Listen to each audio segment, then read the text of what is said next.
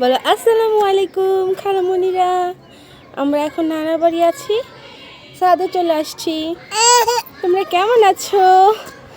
তোমাদের সাথে একটু তোমাদেরকে নিয়ে ছাদে আসছে। আম্মু কেমন আছো বলো?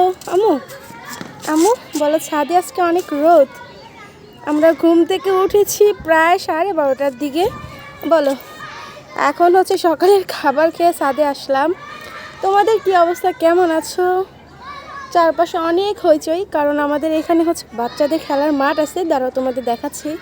আম্মা যান, এই যে মাম্মাম মাম্মাম, এই যে আমো, হেঁটে হেঁটে আসো তো।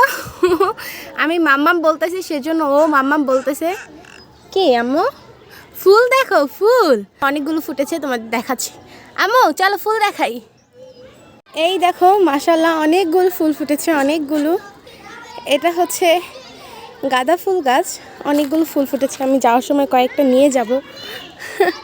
আমার কাছে অনেক ভালো লাগে।